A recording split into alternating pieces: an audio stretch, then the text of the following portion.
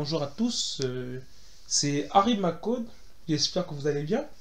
Aujourd'hui nous allons parler d'une nouvelle leçon sur notre formation Python et il s'agit du nommage des variables. Qu'est-ce qu'on entend par nommage des variables? Au début nous avons vu quelques exemples lorsqu'on mettait hello comme ça. C'était pour définir une variable et après on pouvait mettre égal et après ce genre on va dire le double quote et après on pouvait mettre test. Et donc une fois qu'on a mis test, ce qu'il faut venir, on peut lancer avec la console parce que il y a une fonction Python comme on avait vu aux vidéos précédentes. La fonction Python print permet d'afficher dans la console le contenu d'une variable. Et donc ici notre variable s'appelle hello. Et lorsqu'on met print hello, qu'est-ce qui se passe? Regardez. Il suffit maintenant que je vienne cliquer sur le sort de bouton play. Et lorsque j'exécute, ok, il nous donne ici. Regardez, il nous donne ici bien test. Donc ce qui nous montre en fait que Python a pu afficher test qui est la variable contenue dans hello. Donc qu'est-ce qui se passe? On avait vu la vidéo précédente que la fonction print nous permet d'afficher ce qui est contenu dans la parenthèse. Donc lorsque je fais ça et que je dis bonjour à tous, d'accord? Et donc là je peux supprimer ça. Et donc lorsque je relance ça avec le sort de bouton play, qu'est-ce qu'il nous donne? Il nous donne bien, comme on a vu précédemment, il nous donne bien bonjour à tous. Ok? Donc jusque là c'était bon. Maintenant aujourd'hui, on voudrait aller dans la partie de nommage des variables.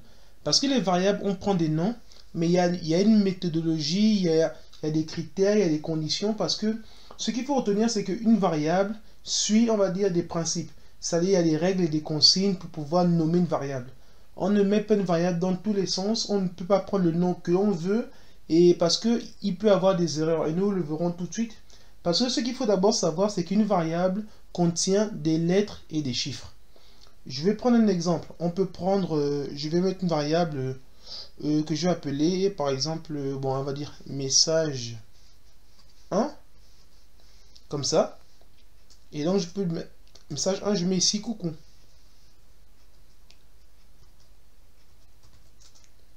Coucou les amis.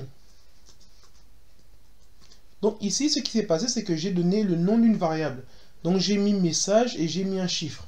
Donc une variable, en fait, peut se mettre avec des lettres, des chiffres ou des soulignements. Comme je dis, je peux dire par exemple comme ça, salutations, oui comme ça, salutations et underscore ami.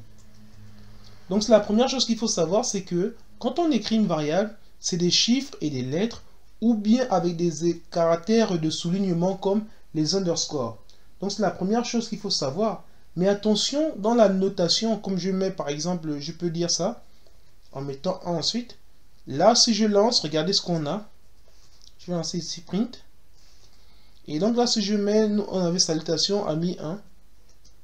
D'accord? Et si je lance ça, qu'est-ce qu'on obtient? On a bien coucou les amis.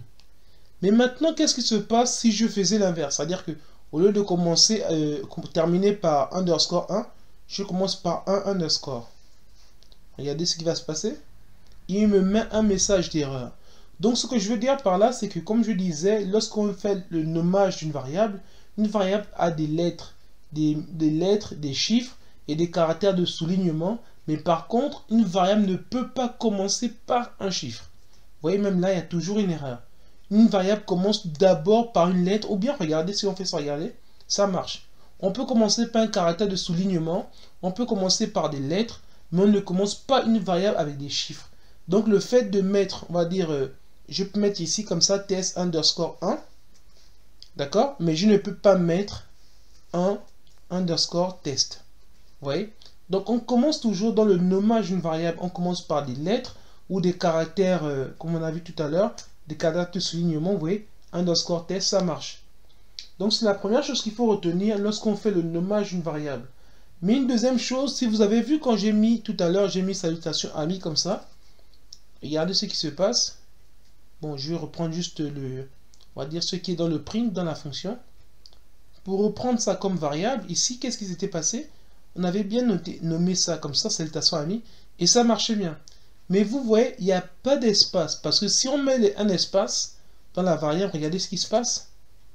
Il met déjà une erreur. Donc ce qu'il faut savoir, la première chose, comme je disais, une variable contient, on va dire, des lettres et des chiffres, et avec des caractères de soulignement, premièrement, et elle ne commence jamais par des chiffres. Et aussi ce qu'il faut savoir, c'est que dans une variable, on ne met pas d'espace. Ça c'est une chose, parce que les espaces ne sont pas autorisés à être mis dans le nommage d'une variable.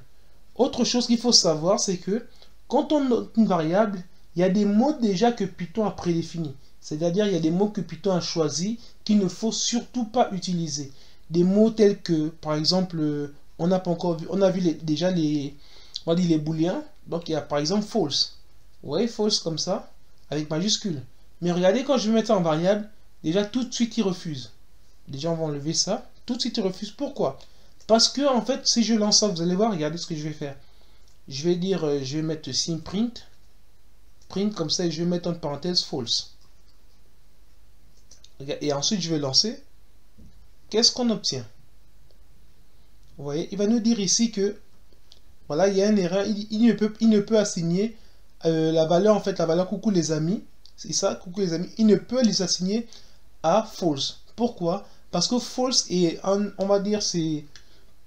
Pardon, en fait, false était déjà utilisé par Python pour déjà une tâche spécifique, c'est-à-dire les booléens.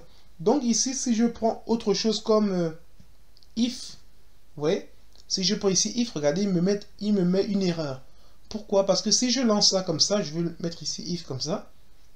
Regardez, il me met une erreur parce que if est déjà réservé pour les conditions que l'on verra plus tard. On verra les conditions.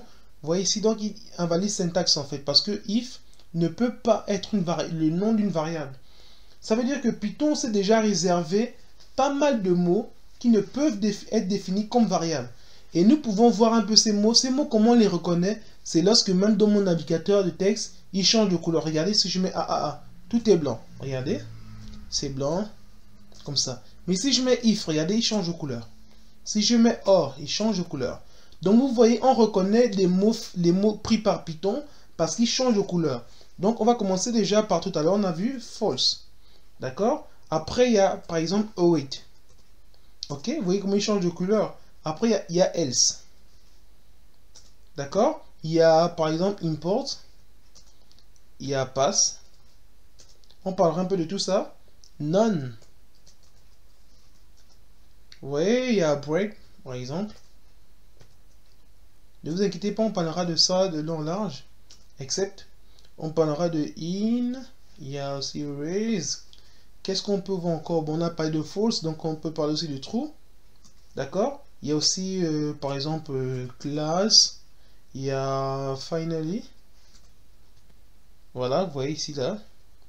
D'accord? Il y a is, par exemple. Bon, finally, par exemple, attendez, regarde, si je mets is là, vous voyez. Il y a return.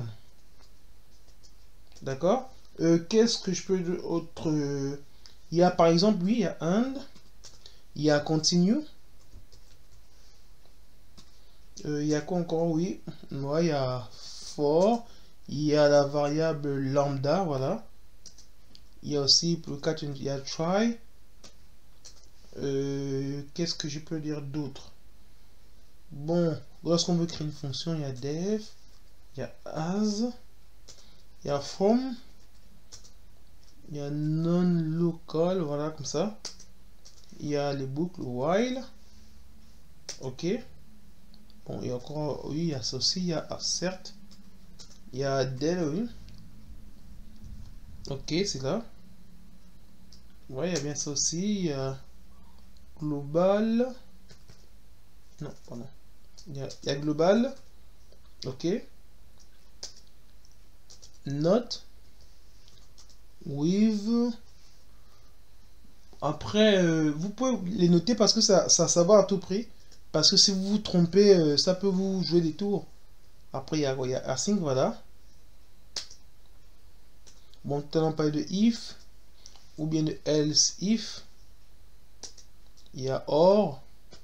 Bon, vous avez un peu... Bon, on va s'arrêter là. Vous avez un peu, en globalité, un peu ces mots-là.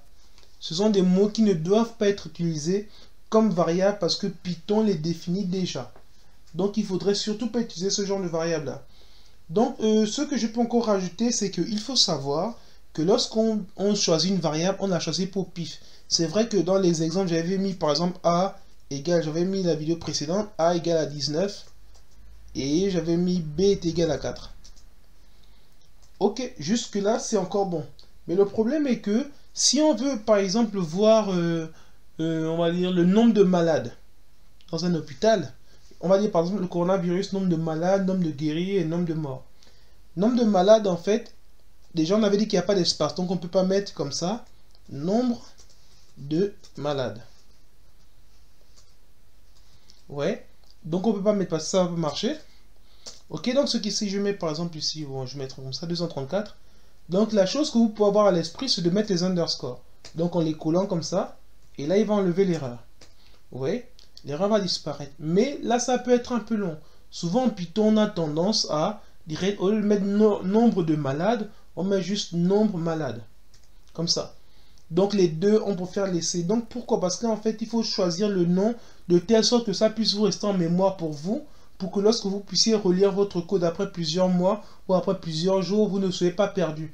Non seulement pour vous, mais aussi pour les personnes qui pourront lire votre code. Ils vont comprendre tout de suite. Parce que si on crée une variable pour le nombre de malades que je mets ici, par exemple n underscore m, bah la personne va, même si c'est le nombre de malades aujourd'hui, on peut comprendre, mais après 3 mois, 4 mois, bah c'est sûr qu'on aura oublié. Ou bien les personnes verront que nm, qu'est-ce que ça veut dire? Donc il faudrait mettre des choses comme ça, nombre de malades, mais pas par exemple nombre de malades. Ça devient aussi trop long. Donc c'est un peu ce qu'il faut voir de façon globale dans les variables. C'est que les variables, si on pouvait faire un résumé au niveau des variables, c'est que premièrement, une variable, elle doit contenir des lettres et des chiffres et des caractères de soulignement. Par contre, on ne doit pas commencer par un chiffre, on doit toujours commencer par une lettre ou un caractère de soulignement.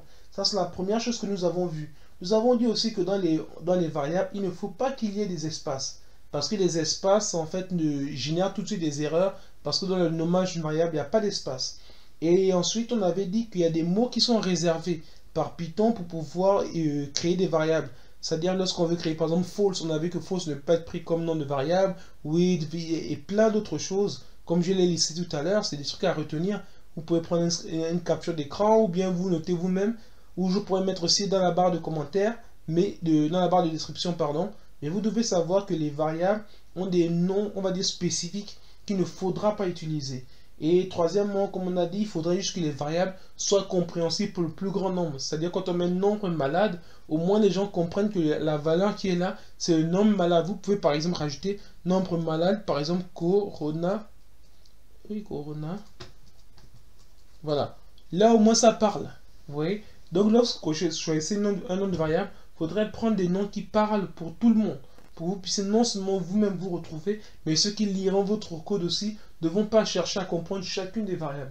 Donc voilà un peu ce qu'on peut dire sur on va dire, le nommage de variables. Et donc je vous dis rendez-vous à la vidéo prochaine sur les petites erreurs qu'il faut éviter lorsqu'on fait un code. Merci.